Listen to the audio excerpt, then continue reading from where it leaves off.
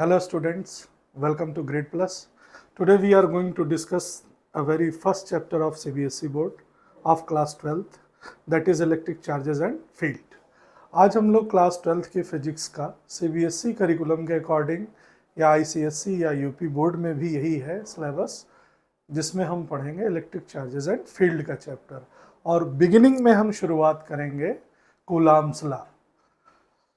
As you can see on the screen, Coulomb's law of electric force between two charges. Before starting this topic, we must have some idea about what are the charges, what are the point charges, and how a force acts between the charges that are separated by some distances. ये chapter शुरू करने से पहले हमें ये idea होना चाहिए कि चार्ज बेसिकली है क्या, फिर पॉइंट चार्ज क्या होता है, और कोई भी चार्ज अगर किसी दूसरे चार्ज से सेपरेटेड है किसी डिस्टेंस पर, तो वो उस पर फोर्स कैसे अप्लाई करता है, वो फोर्स कैसे इफेक्ट होता है चार्जेस के बीच में प्रेजेंट मीडियम से या एब्सेंस ऑफ मीडियम से, वो सारी चीज़ें हम यहाँ पर टेकअप करेंगे। इसको स्टार्ट करने से पहले आपको एक आइडिया होना चाहिए कि चार्ज बेसिकली है क्या। तो चार्ज एक बेसिकली एक कैरेक्टरिस्टिक प्रॉपर्टी है मैटर की, जो मैटर पर डेवलप होती है। फिजिक्स में बेसिकली हम नेचर को स्टडी करते हैं, और नेचर के दो ही इंग्रेडिएंट हैं। एक है हमारा रेडिएशन, जिसको एनर्जी आप कहते हैं, और दूसरा है मैटर।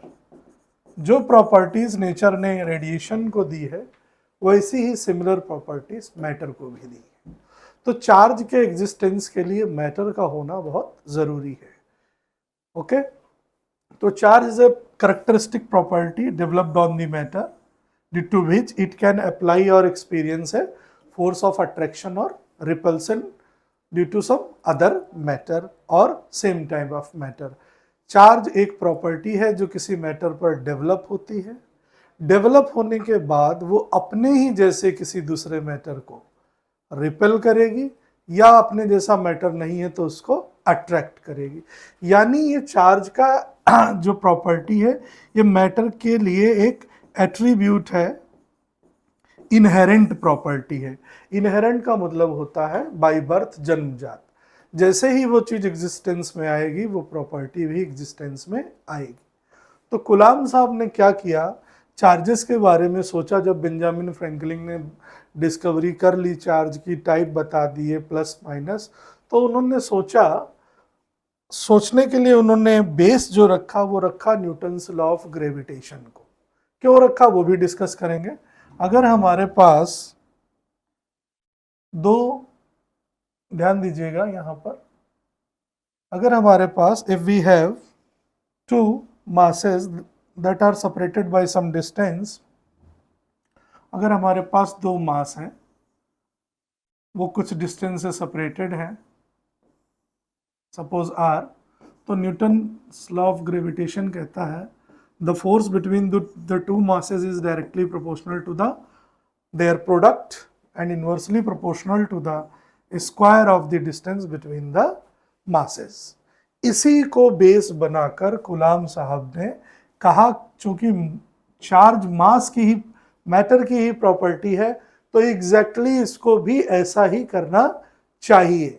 चार्ज के एग्जिस्टेंस के लिए मैटर जरूरी है, मैटर मीन्स मास, और मास जहां पर होगा वो फोर्स जरूर ही लगाएगा किसी दूसरे मैटर पर, या दूसरे मैटर की प्रेजेंस से खुद पर एक चार्ज का एक्सपीरियंस करेगा। तो उन्होंने सिर्फ और सिर्फ मासेस को रिप्लेस किया, और मासेस की जगह पे उन्होंने क्या रख दिया, Q1 एंड Q2, यानी the force acting between the two point charges. I will discuss later what are point charges and why we are considering the point charges. The force acting between 2 point charges that are at rest or static is directly proportional to the product of their magnitudes and inversely proportional to the square of the distance of separation between the two charges. दोनों charges के बीच में लगने वाला force charges के magnitude के product के directly proportional, उनके बीच की डिस्टेंस के स्क्वायर के इनवर्सली प्रोपोर्शनल होता है, जैसा कि आप देख रहे हैं। अब इसी को बेसिस मानते हुए उन्होंने क्या किया, कूलम्ब साहब ने, मैं यहाँ पे न्यूटन लॉ पहले लिख देता हूँ, m1 m2 upon r square. इसको बेसिस मान के उन्होंने क्या किया, उन्होंने लिखा F should be equal to the product of Q1 Q2 and inversely proportional to the square of the distance separating the two charges. अब फर्क यहाँ क्या था, यहाँ जो प्रोपोर्शनैलिटी कांस्टेंट हटाया था न्यूटन ने, उसकी जगह पे कैपिटल G, जिसको यूनिवर्सल ग्रेविटेशनल कांस्टेंट कहते हैं। यूनिवर्सल क्यों कहते हैं, क्योंकि पूरे यूनिवर्स में आप कहीं भी जाइए मासेस को लेके, वो कांस्टेंट की वैल्यू जो प्रोपोर्शनैलिटी है वो फिक्स रहने वाली है, वो चेंज होने वाली नहीं है।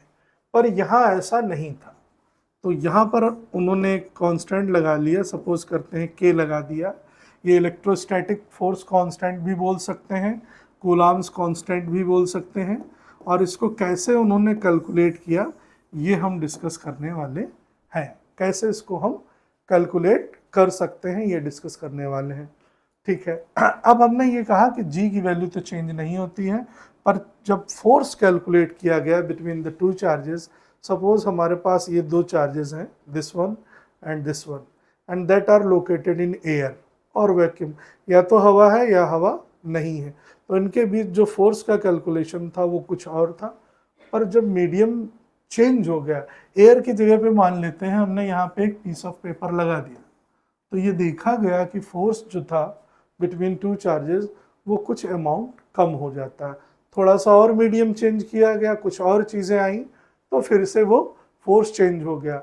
इस प्रॉपर्टी को, ये किसकी प्रॉपर्टी है, ये मीडियम की प्रॉपर्टी है। मीडियम की इस प्रॉपर्टी को बोलते हैं परमिटिविटी। क्या बोलते हैं, परमिटिविटी। जब हम स्पेस में हैं, फ्री स्पेस में, या तो वहाँ एयर है या वैक्यूम है, तो हम इसको एब्सोल्यूट परमिटिविटी भी बोलते हैं या परमिटिविटी ऑफ फ्री स्पेस बोल सकते हैं। एब्सोल्यूट शब्द भी शुरुआत में लगा सकते हैं, इट इज़ नॉट नेसेसरी, ज़रूरी नहीं है कि लगाए। परमिटिविटी ऑफ फ्री स्पेस, और इस प्रॉपर्टी को जो ये क्या कर रही है यहाँ पे, ये दो चार्जेस के बीच में लगने वाले फोर्स को डिक्रीज कर रही, अफेक्ट कर रही है, तो उस प्रॉपर्टी को हमने कहा परमिटिविटी। इसको लिखने के लिए हम एप्सिलॉन इंग्लिश में बोलेंगे, स्पेलिंग है EPSLON, एप्सिलॉन, और इसके लिए सिंबल है ये। अब जब फ्री स्पेस में है तो यहाँ पर एक जीरो ले लेंगे और इसको बोलेंगे एप्सिलॉन नॉट। क्या बोलेंगे, एप्सिलॉन नॉट। तो हमने ये देखा कि मीडियम की प्रेजेंस दो चार्जेस के बीच में लगने वाले फोर्स को डिक्रीज कर देती है, और इस प्रॉपर्टी को हमने कहा परमिटिविटी। तो इसकी अगर डेफिनेशन बनानी हो तो हम कह सकते हैं permittivity is the property of the medium that decreases या that affects the magnitude of force acting between the two charges। तो अब ये जो कांस्टेंट है वो इस बात पर डिपेंड करेगा कि परमिटिविटी मीडियम की क्या है। अब ये कांस्टेंट हम डिटरमिन करने वाले हैं। तो पहला तो हमारे दिमाग में ये आ गया है कि ये परमिटिविटी पर डिपेंड करेगा। परमिटिविटी क्या करेगी, लगने वाले फोर्स को डिक्रीज करेगी, ठीक है। अब समझते हैं थोड़ा सा न्यूमेरिकल वैल्यू में। मान लेते हैं जब ये मीडियम हमारे पास नहीं था, यानी जब हमने इसके बीच में ये पेपर नहीं लगाया था, तब इन दोनों फोर्सेस के बीच में, जो चार्जेस के बीच में फोर्स लग रहा था वो 100 न्यूटन था, मान लेते हैं। फिर जैसे ही हमने एक पीस ऑफ पेपर रख दिया, अब लगने वाला फोर्स रह गया 60 न्यूटन इन दोनों चार्जेस के बीच में। So the amount by which the force has been decreased due to the presence of this medium is 100 minus 60, that is 40। तो ये जितने अमाउंट से डिक्रीज हुआ है वही वैल्यू, वही नंबर हमारा परमिटिविटी है। फिर से दो चार्जेस के बीच में लग रहा था force in the absence of any medium, अगर मान लेते हैं कि एयर है या वैक्यूम है, 100 Newton. When we replace this medium by putting some plain sheet of paper or something else, mica sheet, कुछ भी, तो ये फोर्स डिक्रीज होकर 60 न्यूटन रह गया। तो कितने अमाउंट से घट गया, 100 माइनस 60, कितना बचा 40। तो 40 न्यूटन हमारे इस मीडियम की क्या है, परमिटिविटी। जितने अमाउंट से घटा है वही परमिटिविटी है, लेस हुआ है। अब फिर से ध्यान दीजिएगा, अभी 40 है, अभी हमने एक और मीडियम रख दिया, एक लेयर और लगा दी, अब पहले से और कम हो गया, अब यहां पर फोर्स रह गया है, मान लेते हैं 40 न्यूटन। जब हमने इसको डबल लेयर किया तो अब परमिटिविटी कितनी रहेगी, 100 माइनस 40 इक्वल टू 60। दिखाना क्या चाहते हैं, जब परमिटिविटी की वैल्यू ज्यादा होती है तो फोर्स कम हो जाता है। 60 और 40 में ज्यादा किसकी वैल्यू है, 60। जब परमिटिविटी की वैल्यू ज्यादा थी, 60 थी, तो लगने वाला फोर्स कम था। जब परमिटिविटी की वैल्यू 40 थी तो दोनों चार्जेस के बीच में लगने वाला फोर्स 60 था। तो यहां से हम ये बताना चाहते हैं कि परमिटिविटी का रिलेशन फोर्स के साथ इनवर्सली प्रोपोर्शनैलिटी का है, यानी जब परमिटिविटी कम होगी फोर्स ज्यादा होगा, परमिटिविटी ज्यादा होगी फोर्स कम होगा। तो इस कांस्टेंट के डिटर्मिनेशन में आप वापस आ जाइए कि कांस्टेंट डिपेंड करेगा परमिटिविटी पर, और परमिटिविटी के लिए कैसी रिलेशन है, इनवर्सली प्रोपोर्शनल, और परमिटिविटी के लिए सिंबल क्या है, एप्सिलॉन नॉट। तो पहला कांस्टेंट तो हमने ये निकाल लिया। दूसरा हमने इसमें ये कहा कि जो चार्जेस हैं वो पॉइंट चार्जेस हैं, between two stationary point charges. आप देख सकते हैं साइज को आप डिक्रीज कर रहे हैं, एक कोई चीज रखी हुई, सपोज करो एक स्फेरिकल बॉल रखी हुई है, तो ये इस अपने सराउंडिंग स्पेस में कितना एंगल बना रही, आप जानते हैं सॉलिड स्फीयर है, it will constitute an angle 4 पाई, चारों तरफ कितना 4 पाई। ये चार्ज है, ये अपने सराउंडिंग स्पेस में चारों तरफ 4 पाई एंगल बना रहा, यानी 4 पाई डायरेक्शंस में ये फोर्स लाइंस को भेज रहा है उस चार्ज को इफेक्ट करने के लिए। आपने साइज को क्या किया, छोटा कर दिया, तो ये 4 पाई किसी एक को इफेक्ट करना चाहता है, और उस एक को इफेक्ट करने के लिए क्या है, ये बॉल है और इसके सामने ये पेन रखा हुआ है, ये चारों तरफ एंगल 4 पाई बना रहा, पर ये इसकी एक लाइन में है, तो ये 4 पाई से तो इफेक्ट होगा नहीं, जो इसकी लाइन में होगा उससे इफेक्ट होगा। तो 4 पाई को यूनिटरी मेथड से आप क्या करेंगे, डिवाइड कर देंगे, तो 1 के लिए क्या हो जाएगा, 1/4 पाई। तो साइज कम करने का फायदा ये है जिससे हम ये जान सकें कि फोर्स की डायरेक्शन क्या है। अभी ये कंप्लीट लॉ नहीं हुआ है, अभी ये बताना पड़ेगा कि फोर्स वेक्टर क्वांटिटी है, दो चार्जेस के बीच में अगर फोर्स लग रहा है तो फोर्स की डायरेक्शन क्या है। तो सबसे पहले इस चीज को यूनिफाई करने के लिए कि फोर्स एक पर्टिकुलर डायरेक्शन में लग रहा है, हमें साइज को क्या करना पड़ा, छोटा करना पड़ा। चार्जेस फोर्स कैसे लगाते हैं, बाय सेटिंग अप फील्ड। जैसे अर्थ की क्या है, ग्रेविटेशनल फील्ड, वो किसी भी मास को अपने सेंटर की तरफ अट्रैक्ट करती है, तो उसके हाथ तो निकलते नहीं है, पकड़ लाएगी उसको, वो एक फील्ड सेटअप करती है जो इसकी मदद करती है फोर्स लगाने में, नॉन कांटेक्ट। तो अब हमने ये देख लिया कि 4 पाई सभी डायरेक्शंस के लिए था, जब हमने साइज को छोटा कर दिया तो वो 4 पाई डिवाइड में चला गया यूनिटरी मेथड से, तो ये प्रोपोर्शनैलिटी एक और आ गई और वो हो गया 4 पाई। तो k की वैल्यू हमारे पास हो गई 1/4 पाई एप्सिलॉन नॉट। इसको इक्वेशन 1 में हम पुट कर देते हैं और हमारे पास आ जाएगा 1/4 pi epsilon naught Q1 Q2 upon r square. This is the magnitude of force acting between the two static point charges. फिर से समझिए, जब किसी भी चीज को आप छोटा करते जाते हैं तो आप उसकी डायमेंशंस कम करते जाते हैं। जैसे ये मेरे हाथ में 5 उंगलियां हैं, इनको आपको छोटा करना, I cut this finger, I cut this finger, I cut this finger, I cut this finger. I am only left with the thumb. तो ये एक ही डायरेक्शन हुआ कि नहीं हुआ। तो पॉइंट चार्जेस लेने का रीजन यही था कि हम साइज को कॉन्साइज करते जाएं, जिससे we are much sure about the direction along which the force is acting between the two static point charges. ठीक, अब किसी भी चार्ज को पॉइंट चार्ज कब कहेंगे, जाहिर सी बात है, when we are talking about point charges we are concern with the size, कि ये बहुत छोटा है। तो whenever you talk about something is very small, then an obvious question arise relative to which, किसके रिस्पेक्ट में, किसके रिलेशन में वो चीज छोटी है।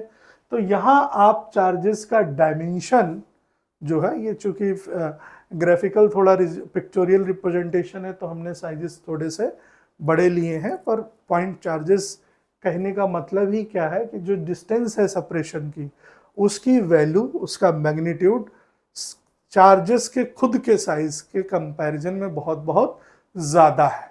तो वो साइज क्या है, पॉइंट चार्ज।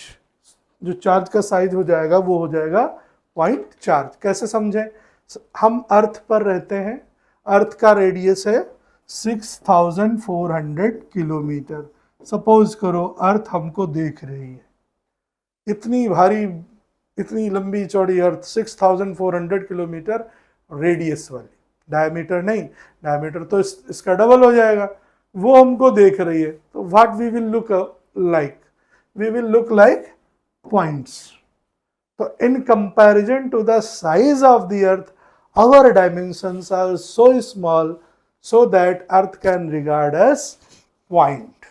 हमें पॉइंट की तरह वो ट्रीट करेगी।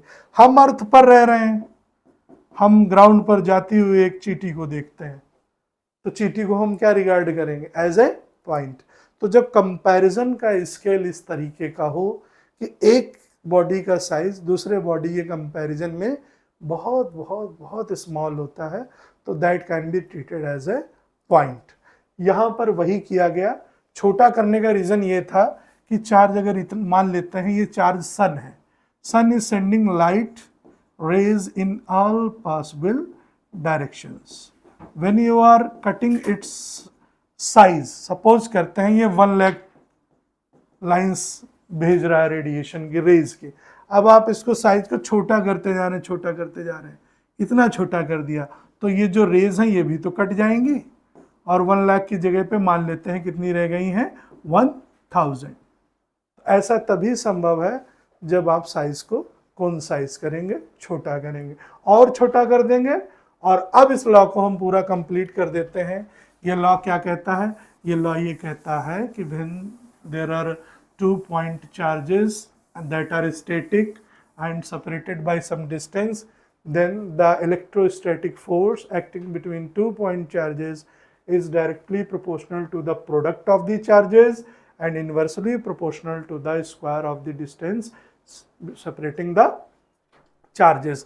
This force act along the line joining the centers of the two charges. ये जो चार्जेस के बीच लगने वाला फोर्स है, ये उस लाइन के अलॉन्ग ही लगेगा जो उन चार्जेस के सेंटर को ज्वाइन करती है। तो इस बात पर श्योरिटी लाने के लिए हमने चार्जेस के साइज को कम किया है, वरना ये बात हम नहीं कह सकते थे। ठीक, अब हम ये जानते हैं कि अगर चार्जेस सेम मैग्नीट्यूड के हैं, सेम पोलैरिटी के हैं, प्लस प्लस हैं, तो न्यूटन का थर्ड लॉ क्या बोलता है, मास, एक मास दूसरे मास पर फोर्स लगा रहा है। थर्ड लॉ क्या कहेगा कि to each and every action there is an equal but opposite reaction.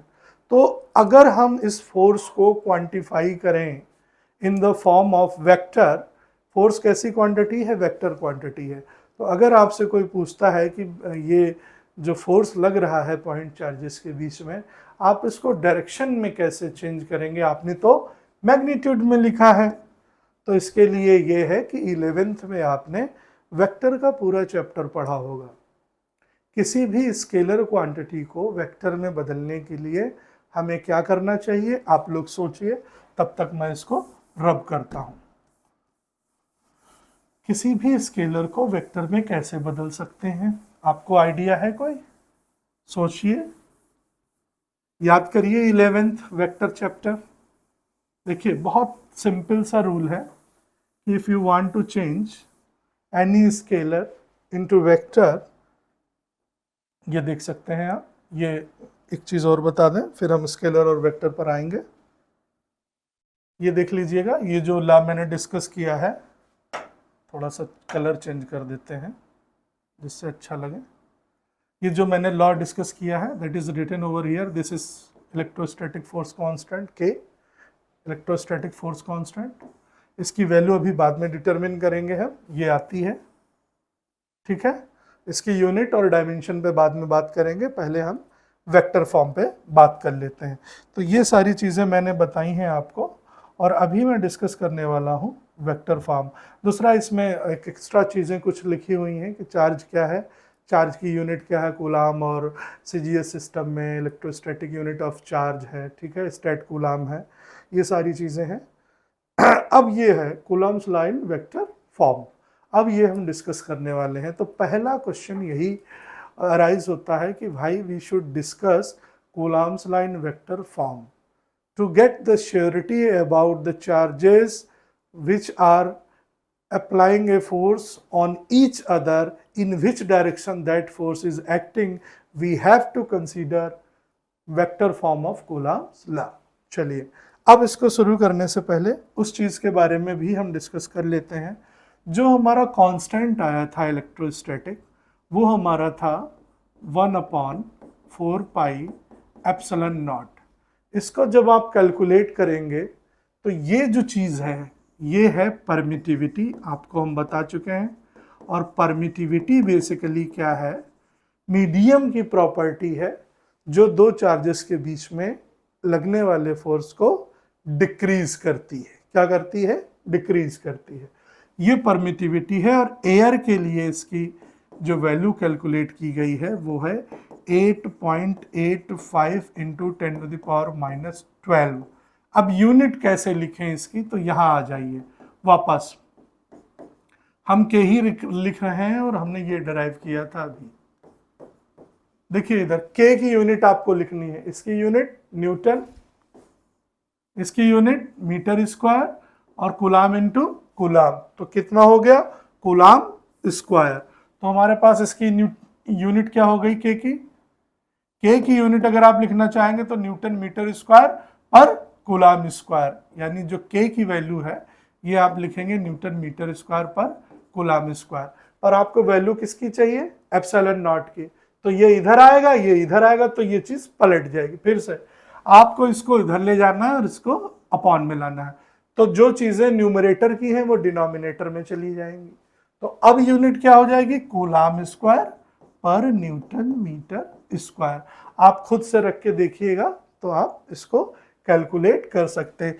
ये वैल्यू एयर में है, फ्री स्पेस में है, और एयर या फ्री स्पेस में सबसे कम वैल्यू होती है परमिटिविटी की। बाकी सबके लिए वैल्यू थोड़ी सी ज़्यादा ही आएगी। अब इतना पढ़ने के बाद भी कुछ चीज़ें कन्फ्यूज़न में रह गई कि अगर मान लेते हैं कि ये जो सेट है हमारे पास चार्जेस का, इस पेन को समझो, this black and this white, Q1 and Q2।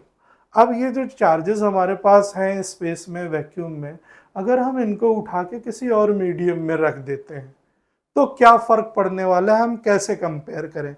जैसे नॉर्मल लेमन लैंग्वेज में कहते हैं कि भाई वहाँ जाएंगे आप ब्लैकबेरी के शोरूम में तो वहाँ थोड़ा सा कपड़ा महंगा मिलता है, थोड़ा आप रीड एंड टेलर में जाएंगे उससे थोड़ा सस्ता है, और किसी गली मोहल्ले की दुकान में ले लेंगे तो और छोटा है। तो आपके पास कंपैरिजन का स्केल है, रिलेटिव बात कर रहे हैं आपकी। ब्लैकबेरी का रिलेशन किसके साथ? रीड एंड टेलर के साथ। फिर रीड एंड टेलर का आप कर रहे हैं अपने लोकल शॉपकीपर के साथ। तो जब रिलेशन में बात होती है तो हमारे दिमाग को कैलकुलेशन में, आइडिया में, विजुअलाइजेशन में बहुत कंफर्ट होता है। इसलिए इतना पढ़ने के बाद भी आगे चीज़ें और जाती हैं और बात होती है रिलेटिव परमिटिविटी की। किसकी बात होती है? रिलेटिव। अभी वेक्टर फॉर्म पे हम आएंगे, पर ये भी बता देता हूँ मैं, जिससे आप एक आइडिया डेवलप कर लें कि रिलेटिव परमिटिविटी क्या होती। रिलेटिव के लिए, रिलेशन के लिए दो चीज़ों का होना बहुत ज़रूरी है, और जब भी आप रिलेटिव करते हैं तो आप रेशियो लेते हैं। सपोज करते हैं ये जो चार्जेस हैं ये एयर में है, और एयर में लगने वाला फोर्स अभी अभी हमने क्या कैलकुलेट किया है? एफ, एयर सिंबल यहाँ लगा देते हैं सफिक्स में, और वो है हमारे पास 1/4 पाई एप्सिलॉन नॉट, के की वैल्यू जो हमने लिखी थी, Q1 Q2 upon r square. Mark this equation 1। बाकी सब डिलीट करे दे रहा हूं मैं, आप ये देखते जाइएगा, समझ में आएगा। ये वैल्यू फिर से बता दूंगा अभी, तब तक के लिए, या आप स्क्रॉल करके पीछे जा सकते हैं वीडियो में। तो ये हमारी हो गई इक्वेशन 1। अब यही जो सेट ऑफ चार्जेस है हमने इसको वाटर में रख दिया। अब हमारे पास मीडियम आ गया, तो हमने m सिंबल इसके साथ लगा दिया। अब हमारे पास एप्सिलॉन नॉट ना लिख के, क्योंकि naught is specified with air, we will give a symbol m, m is specified with the medium. अब ये मीडियम हो गया। फिर से हमारे पास चार्जेस वही हैं, सेपरेशन वही है, तो इस वैल्यू को इफेक्ट नहीं करना है, केवल चेंज क्या करना है, मीडियम की परमिटिविटी। मीडियम की कई सारी प्रॉपर्टी हो सकती हैं। जब भी आप किसी मटेरियल को, मीडियम को रखेंगे, तो मीडियम के खुद के डायमेंशंस होते हैं, थिकनेस होता है, कलर होता है, हीटिंग प्रॉपर्टीज़ होती हैं, रिफ्रैक्टिव इंडेक्स भी हो सकता है। तो इन चीज़ों से परमिटिविटी का कोई लेना देना नहीं है, उसका केवल और केवल प्रेजेंस से लेना देना है। मीडियम की किस प्रॉपर्टी से, कि मीडियम प्रेजेंट है चार्जेस के बीच में और नॉट। तो मीडियम की बाकी क्या प्रॉपर्टी है उससे कोई लेना देना उसको नहीं है। अब हम इसका रिलेशन देखना चाहते हैं, तो हम F air upon F m करना चाहते हैं। तो देखिए आप एफ एयर की वैल्यू लिखिए 1/4 pi epsilon naught Q1 Q2 upon r square, और इसको लिखेंगे आप 1/4 pi epsilon m Q1 Q2 upon r square. ये सारा कुछ कैंसिल आउट हो जाएगा, केवल क्या रह जाएगा, ये ऊपर चला जाएगा न्यूमरेटर में और ये चीज डिनोमिनेटर। इसी टर्म को relative permittivity, r stand for relative and epsilon तो आप जानते ही हैं परमिटिविटी। तो ये जो टर्म आया है ये रिलेटिव परमिटिविटी का है, दोनों का रेशियो है। आप एक बार देख लीजिए, मैं साइड हो जाता हूं। ये रिलेटिव परमिटिविटी का टर्म है। अब हमने कहा क्या था कि रिलेटिव परमिटिविटी टर्म आने से हम कॉन्सेप्चुलाइज कर सकते हैं, विजुअलाइज कर सकते हैं, डायरेक्टली बात कर सकते हैं कि फोर्स कम हो जाएगा कि ज़्यादा हो जाएगा एक पर्टिकुलर मीडियम के प्रेजेंट होने पर। इसमें कुछ और भी रिलेशंस हैं। इसको अगर इधर लिख दें हम, एप्सिलॉन एम क्या हो जाएगा हमारे पास, epsilon naught into R, sorry epsilon naught into R. तो आपने ये देखा कि जो ये रेशियो है ये आ गया है रिलेटिव परमिटिविटी का। मीडियम की relative permittivity absolute permittivity of free space, और मीडियम की रिलेटिव परमिटिविटी का मल्टीप्लिकेशन ही मीडियम की परमिटिविटी है। अब आप जब पढ़ेंगे तो एक MCQ अक्सर आ जाता है कि रिलेशन क्या है F air upon F m का। तो ये अभी अभी हमने क्या निकाला है, हमारे पास है epsilon m upon epsilon naught, इसी को रिलेटिव परमिटिविटी कहते हैं। और एक नया टर्म है डाइलेक्ट्रिक कांस्टेंट, इसको क्या बोलेंगे, डाइलेक्ट्रिक कांस्टेंट। डाइलेक्ट्रिक सिंपल सा मतलब होता है इंसुलेटर, इंसुलेशन। मीडियम की प्रेजेंस ने क्या किया, चार्जेस के बीच लगने वाले फोर्स को इंसुलेट करने की कोशिश की, कम करने की कोशिश करी, तो इसको हम डाइलेक्ट्रिक कांस्टेंट भी कहेंगे। जब आप कैपेसिटेंस पढ़ेंगे कैपेसिटर वाले चैप्टर में, तो उसमें भी आप इससे डील करेंगे, फिलहाल वो डिस्कस करने की ज़रूरत नहीं है यहाँ पर। तो ये हो गया हमारा रिलेशन, ये इंपॉर्टेंट रिलेशन है, ये आता है। एयर के लिए अगर आप रिलेटिव परमिटिविटी निकालना चाहते हैं, अब इस इक्वेशन को पूरा उठा लेते हैं, यहाँ देखिएगा, आप चाहते हैं कि आप निकालना चाहते हैं एयर की परमिटिविटी, तो एप्सिलॉन एम की जगह ही क्या लिखेंगे आप, एप्सिलॉन नॉट, क्योंकि ये रेशियो है मीडियम की परमिटिविटी अपॉन स्पेस की परमिटिविटी। इसको क्या लिख सकते हैं, फिर से समझिए, मैं यहाँ पर इसको इरेज कर देता हूँ। ये है permittivity of medium divided by permittivity of air, ठीक है, ये आपको लेना ही लेना है। अब हमने कहा है कि आप एयर की परमिटिविटी, रिलेटिव परमिटिविटी बताइए, तो मीडियम की जगह आपका क्या आ गया, एयर, और एयर पहले से नीचे है डिनोमिनेटर, कट गया, क्या मिला, 1। तो relative permittivity of air is 1। बाकी सबके लिए जो रिलेटिव परमिटिविटी होगी या k की वैल्यू होगी, जिसको हम डाइलेक्ट्रिक कांस्टेंट बोल रहे हैं, वो ग्रेटर देन 0 होगी। For other mediums than air the value of k और relative permittivity will be greater than 0। अब जो हम ये कह रहे थे कि हम रिलेटिव परमिटिविटी पढ़ के क्या जान सकते हैं डायरेक्टली, तो हम ये जान सकते हैं कि दो चार्जेस के बीच में लगने वाला फोर्स कितने टाइम घट गया है, कितने टाइम इफेक्ट हो गया। तो मैं आपको अभी यहीं से दिखाता हूँ इस चीज़ के बारे में। देखिएगा थोड़ा सा, board is tough, some parts are heated. देखिएगा ध्यान से, फिर से रिलेटिव परमिटिविटी जानने का। हमारे पास मान लेते हैं दो चार्जेस को हमने वाटर में रख दिया है, यही पूरा उठा के वाटर में रख दिया है, ठीक। तो चार्जेस के बीच की डिस्टेंस नहीं बदली है, केवल हमने एयर की जगह क्या लगा दिया है, वाटर। और वाटर का जो कांस्टेंट है डाइलेक्ट्रिक वो 80 के आसपास, 90 भी ले सकते हैं। तो आप देखिए Fm अगर आप निकालना चाहते हैं, मीडियम में फोर्स कितना होगा, तो Fm इधर जाएगा, K अपॉन में आएगा। एयर में जो फोर्स था उसका K की वैल्यू आप रखेंगे, यहां पर मैं रख देता हूं K की वैल्यू। आप K इधर ले आइए, Fm यहां ले आइए, F एयर अपॉन K हो जाएगा। और वाटर के लिए K की वैल्यू है, मान लेते हैं 80। तो एयर में जो फोर्स लग रहा था दो चार्जेस के बीच में, उनको वाटर में रखने पर वो फोर्स 1/80th टाइम डिक्रीज हो गया। कितना? 80 गुना कम हो गया। यानी यहां से ये बात क्लियर हो गई कि रिलेटिव परमिटिविटी की आइडिया होने से, क्योंकि आप आगे चैप्टर जब पढ़ेंगे तो डाइलेक्ट्रिक कांस्टेंट पहले से डिफाइंड है, माइका शीट के लिए, ट्रांसफार्मर ऑयल के लिए, एस्बेस्टस के लिए, वाटर के लिए, ये वैल्यूज दी हुई हैं। बस आपको एयर में पता हो, खट से आप डिवाइड कर दो। एयर में पता होने के लिए क्या है, 1/, भाई एयर के लिए जब आप फार्मूला लिखेंगे, आप ये फार्मूला लिखेंगे, और इसकी वैल्यू जब आप एप्सिलॉन नॉट की वैल्यू जो हमने पीछे बताई थी 8.854 इंटू 10⁻⁻12 कूलम स्क्वायर पर न्यूटन मीटर स्क्वायर, जब यहाँ रखेंगे 4 पाई की वैल्यू रखेंगे तो आप कैलकुलेट कर लेंगे 9 इंटू 10⁹ आता है। इस कांस्टेंट की वैल्यू 9 इंटू 10⁹, और यूनिट उसके ठीक उलट। एप्सिलॉन नॉट की यूनिट क्या थी, कूलम स्क्वायर पर न्यूटन मीटर स्क्वायर। तो इसकी यूनिट क्या हो जाएगी, न्यूटन मीटर स्क्वायर पर कूलम स्क्वायर।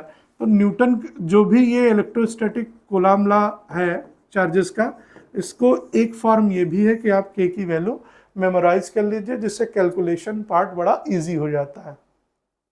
अब मैं क्या कह रहा था कि आपको रिलेटिव परमिटिविटी का आइडिया है। एयर में आप ऐसे फोर्स कैलकुलेट कर लेते हैं, चार्जेस की वैल्यू दी हुई है, 2 माइक्रोकूलम है, मान लेते हैं 4 माइक्रोकूलम है, और 0.1 सेंटीमीटर पे रखे हैं, 0.1 मीटर पे रखे हैं। तो इसमें आप वैल्यू पुट करके सिंपली कैलकुलेट कर लेंगे, और खट से आप इसको डिवाइड कर दीजिए 88 टाइम से।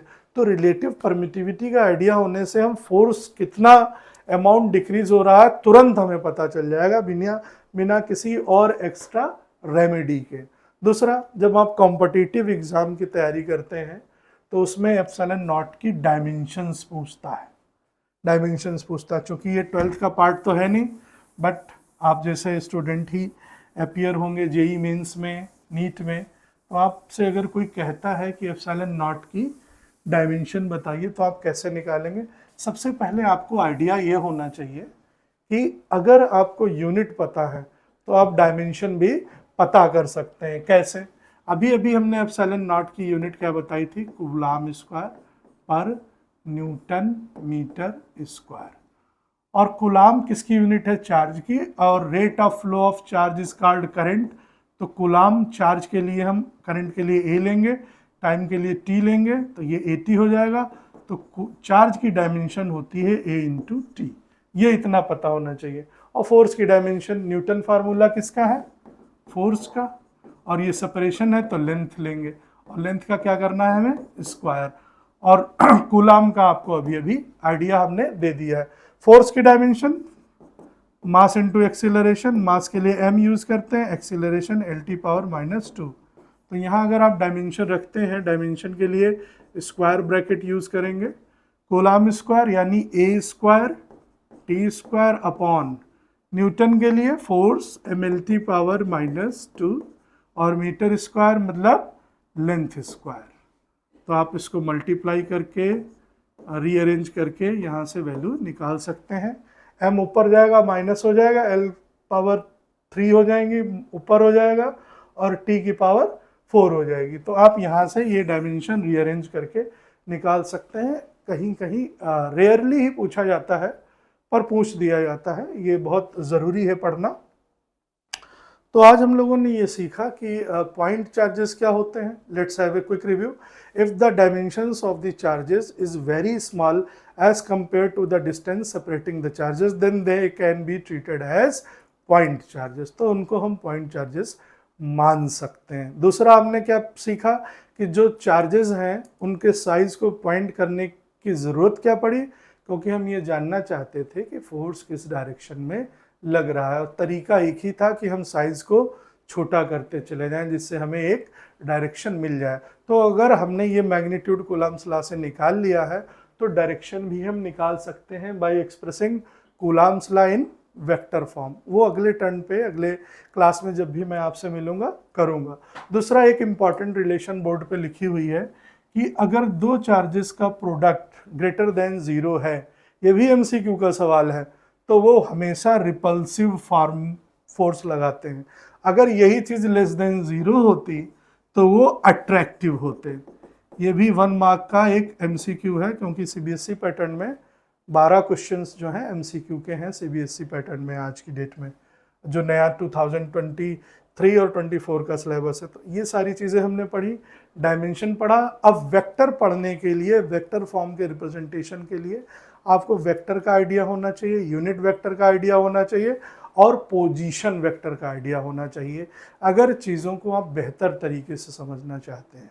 अदरवाइज तो बुक्स में बहुत सारा लिखा, there are too many YouTube channels, online platforms where you can study, but अगर क्वालिटेटिव वे में पढ़ना चाहते हैं तो हमें लगता है कि हमारा grade plus is superior than the others. तो अपनी तारीफ अपने आप क्या करना, आप लोग पढ़ें और अपना रिव्यू दीजिए। बाकी इसको हम नेक्स्ट क्लास में करेंगे। Thank you for joining, have a good day, नमस्कार, थैंक यू।